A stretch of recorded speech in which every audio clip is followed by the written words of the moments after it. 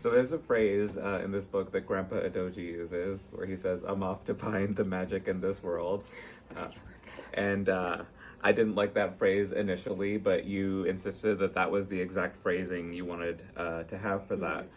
What did that line mean for the different characters in the story? You're right about that question. Trying to find the magic in this world. Yeah, I think for Grandpa Doji, he's a man from a world where magic was more or less real, but in this world there's none. And so when he says that phrase, he's using it almost literally, because he needs to find a doorway that's going to get him home.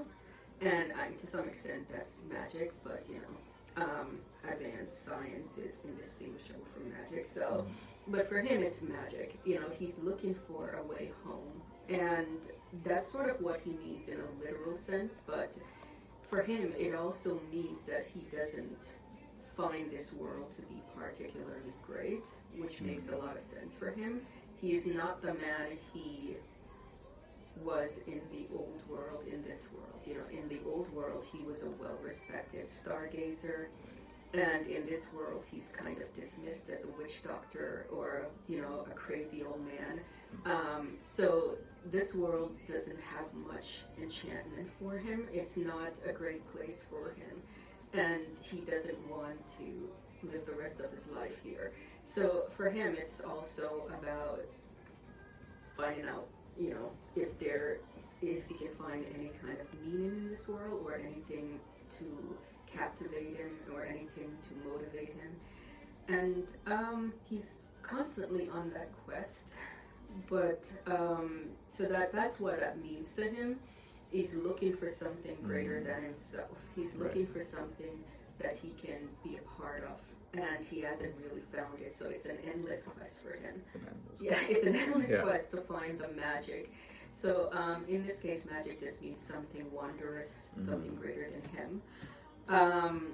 For Katsa, however, trying to find the magic in this world, she would be like you. For her, it's a cringe phrase. She's never seen any evidence of magic.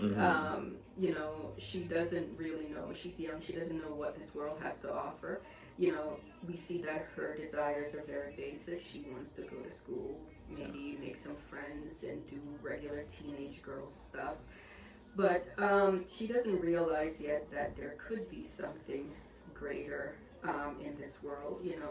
We see that in her interactions with her grandfather. She sort of, just kind of cringe when he says this. She just kind of no.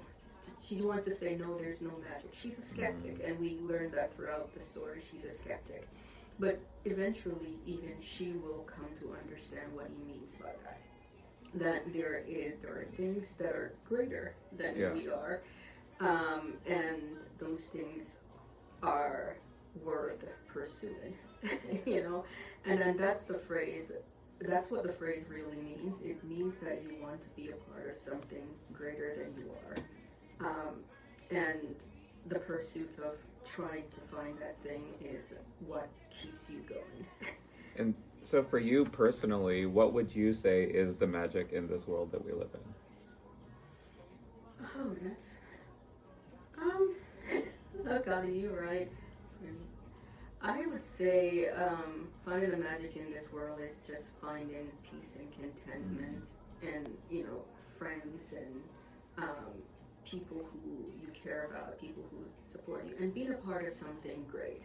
Like, I feel that being a part of the science fiction group is being a part of something great, because it's people with imagination who are supportive of each other. And that to me is magic, finding that community. Just having you guys here to support me is a great experience.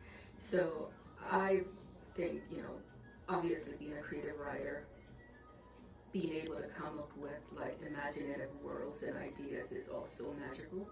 Yeah.